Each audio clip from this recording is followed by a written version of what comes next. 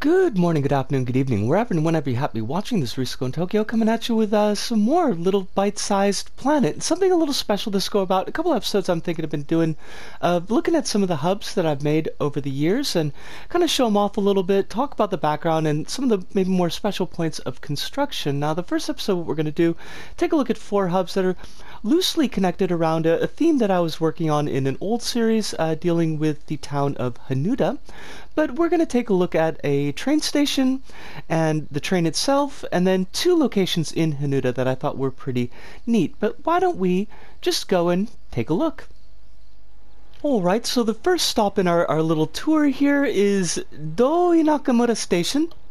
And if you've got knowledge of Japanese, the kind of the joke here that Inaka means countryside or like out in the sticks, and mura just means village. Now the do is a strengthener or a modifier, so lengthening it like that is making it even stronger. So you've got Do Nakamura is a little village that's way out in the sticks, and so that was kind of the image I was going for when I was making this little train station hub. And the kind of the funny thing is that the implication here, because we've got escalators on the side, is that the train station is an elevated train station, which actually you tend to see more often in cities than you would like out in the countryside, because there's not really a lot of reason to elevate a train station like that out in the countryside. But when I was working in Osaka, and I used one of my first stations that I used a lot was Koshin Station,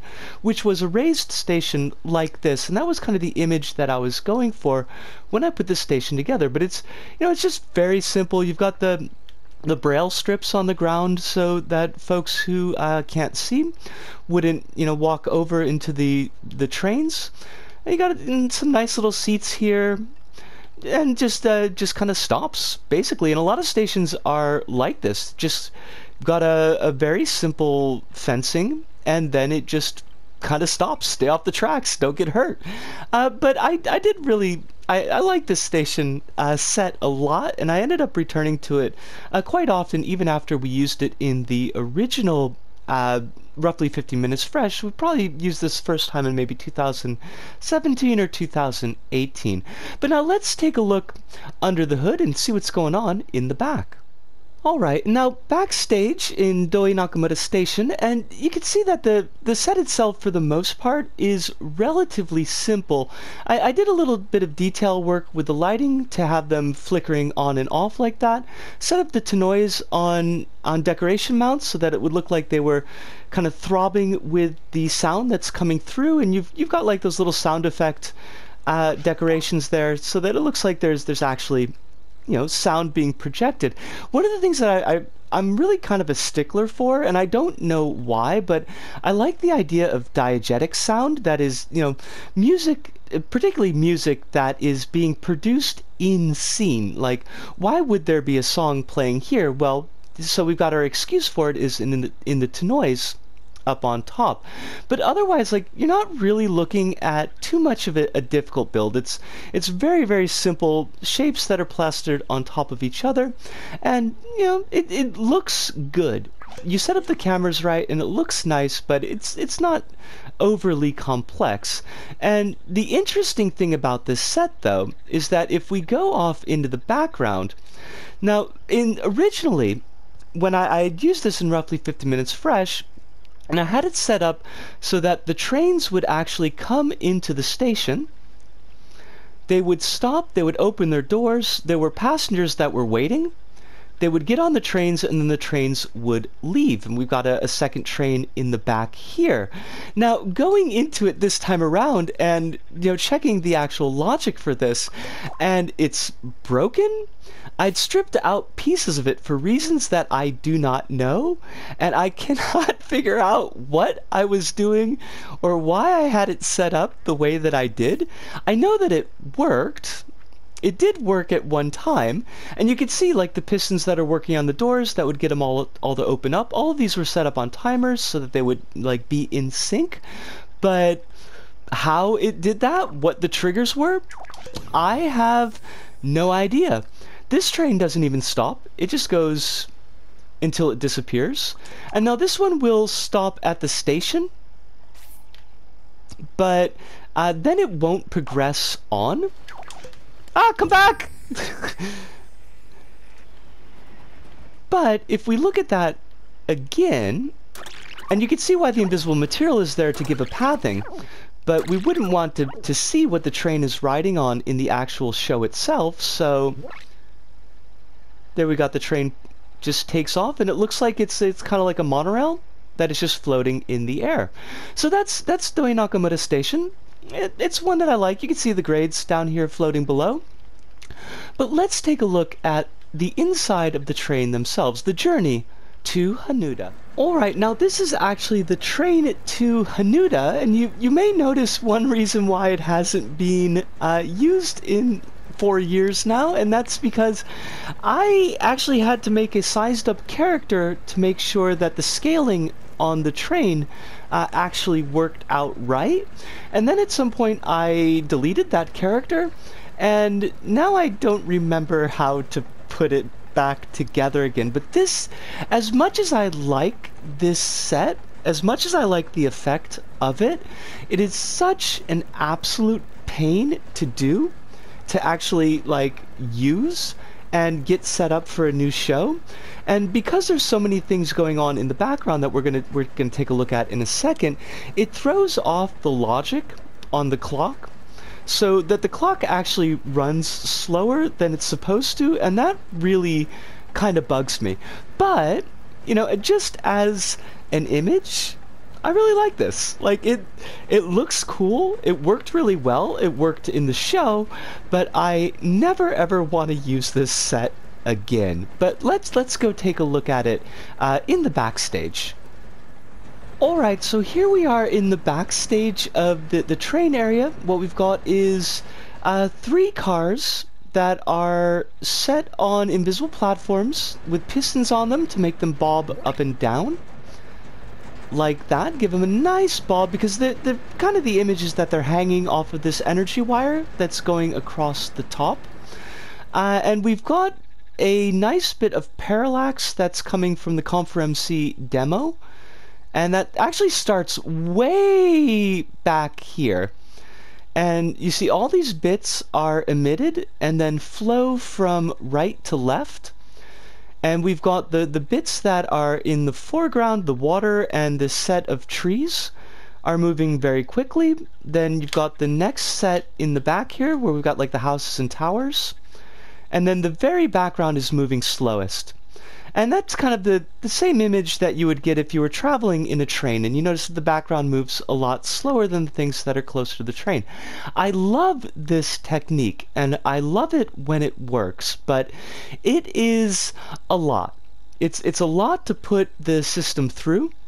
And we could see, like, just this very small set, if you take a look over at the thermometer, and we're like 2/3 of the way up, more than that actually, so it's, you know, it's a lot of wear on the actual engine itself, which is another reason why I don't really like to use this. Get a lot of slowdown in this hub.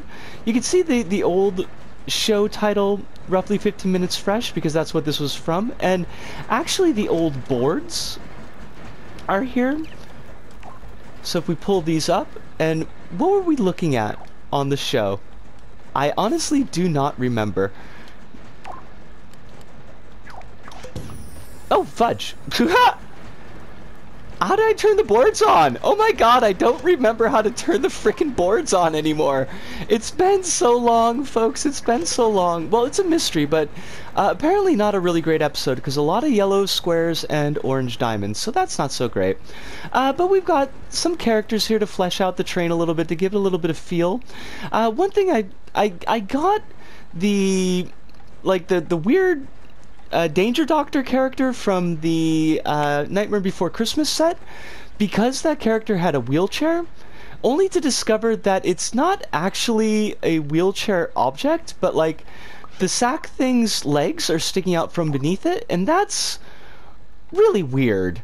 I didn't like that. Like, I wanted, you know, disability rep in the show, and that's what we got, and that's kind of Kind of. It's a lot. We've also got one of my favorite characters. This is Honoka,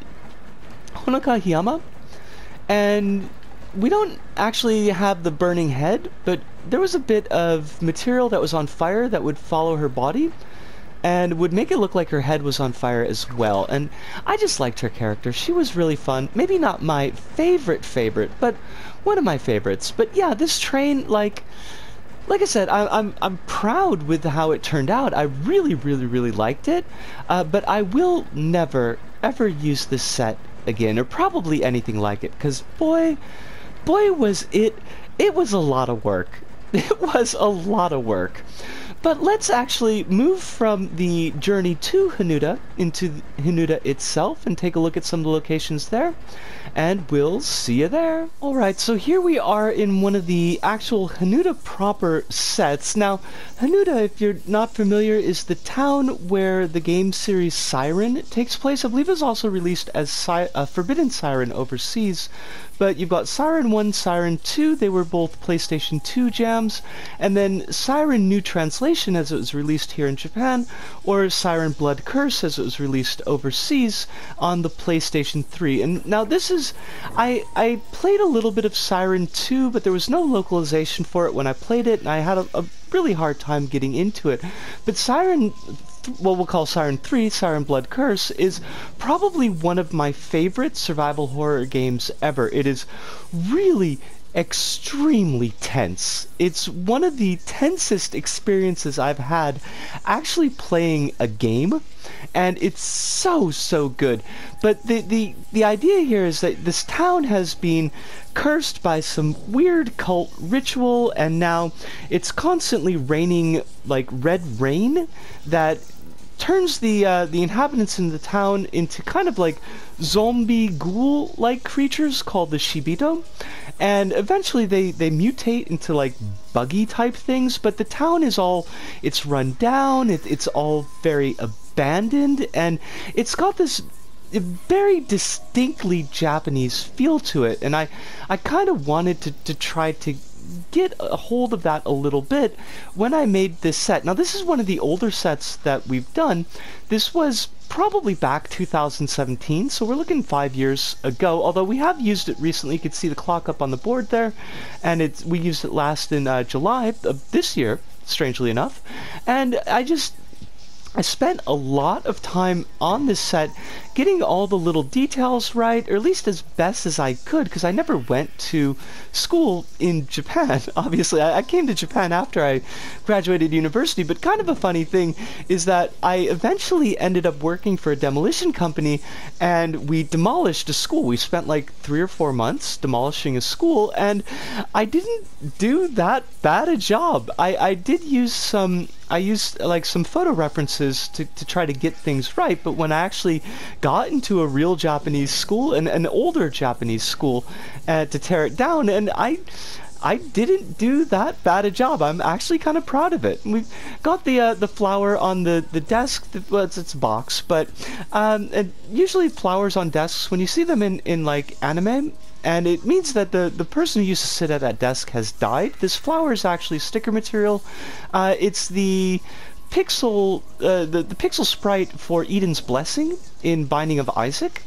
Binding of Isaac Rebirth, actually, at the time, and trying to get this just right, and then finding something that looked like a vase for it was a little bit tough. But let's take a look behind the scenes just for a bit and show you some of the stuff that you can't quite see off camera here. Alright, so here we are backstage, and one of the things that we can notice already is that it's actually a deeper set than it initially looks when we're actually in the kind of the room area here. But we've got a really nice deep hallway going all the way back, so that we can have this little fly Shibito be able to crawl around and basically bother us. The Shibito in the game, as I mentioned, I'm going to put an image up on the screen here in a second, and I will warn, although this is not one of the more grisly images, if you do have a thing about insects or body horror, you might want to look away for like about 5 seconds or so. But the Shibito, some of them turn into like maggots, and some of them get bent over backwards and have things coming out of their faces, and a number of them are like fly type Shibito. Now, as we saw in the picture, that the fly types, they actually have the wings coming out of their heads, but we couldn't really get that to work in LBP, so just had the fly costume that was back from LBP 1 on these little dudes. But yeah, I got the rain going on. There's another Shibito outside that's crawling on the outside of the building. We've got the extra walls in the back so that I could put some damage into the front walls, and you could see a little bit into the back here. So if we look up, we can see the holes, and you can see the classroom behind this.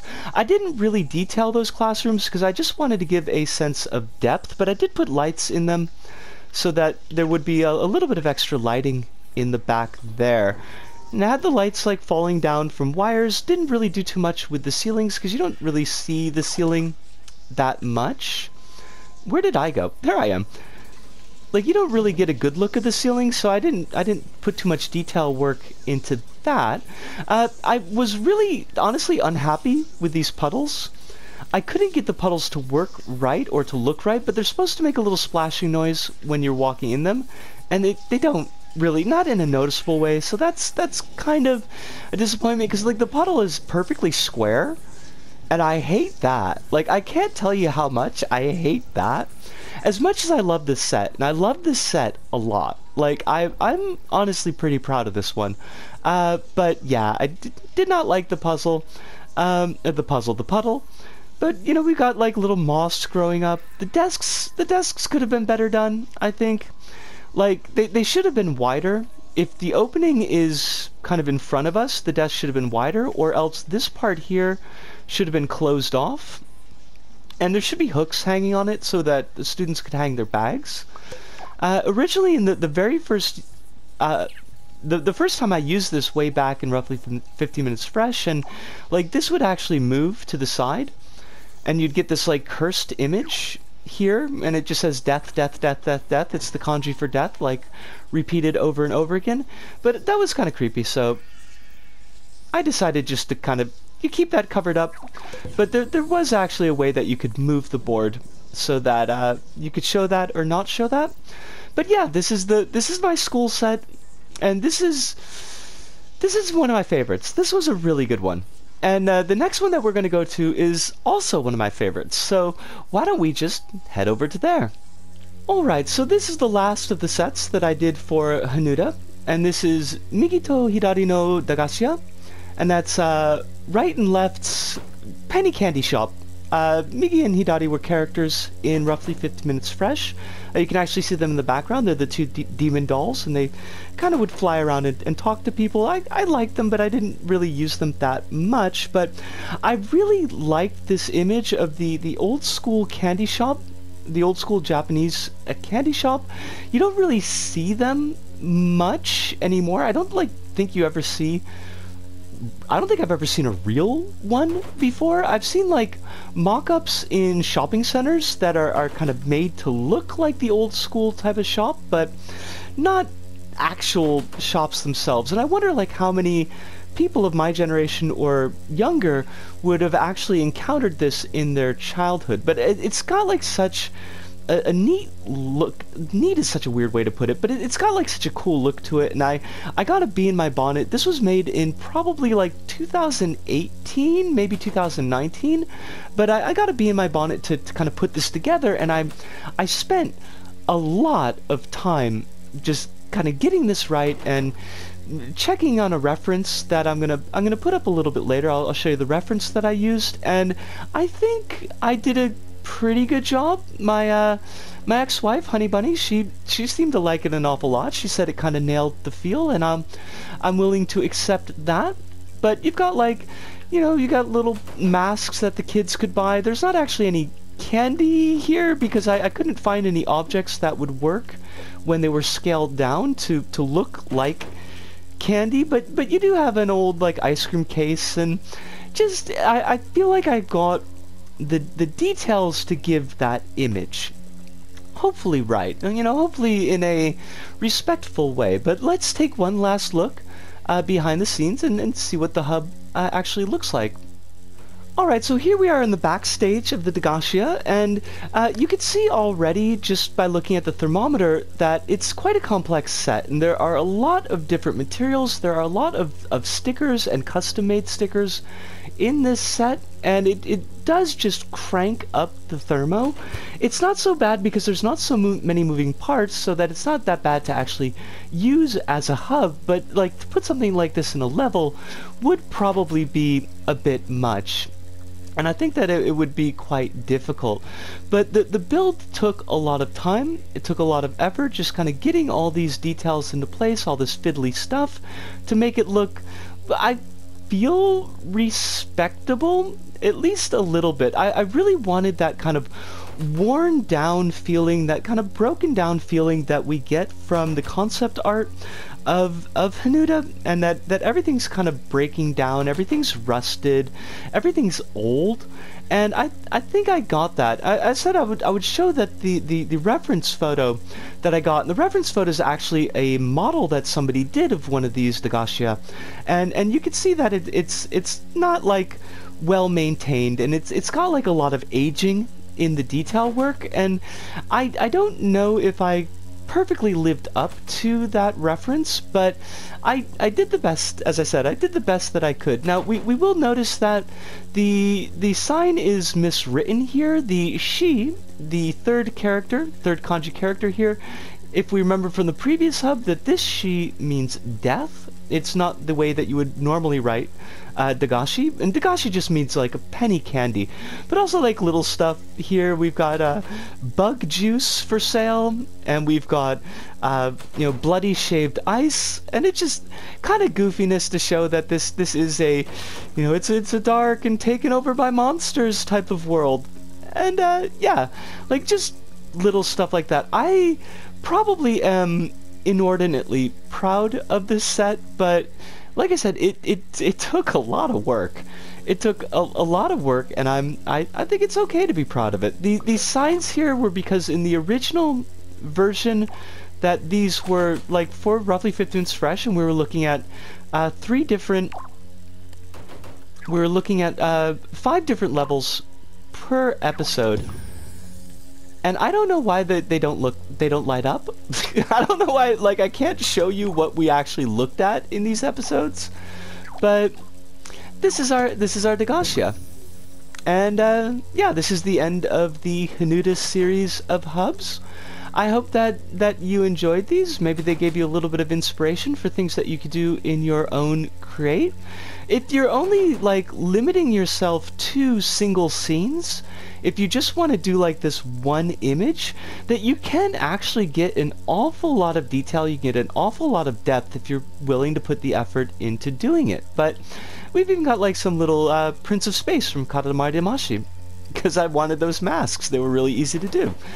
And yeah, I hope you enjoyed yourself. I had a really great time showing these sets off, and I'm probably going to show these sets off again, because this one at least is a very easy one to use. But that does it for us here at This Go About. So from me, Disco, here in Tokyo, or Hanuda, to all of you out there, wherever you may happen to be, thank you, arigato, sayonara, see you, and ciao.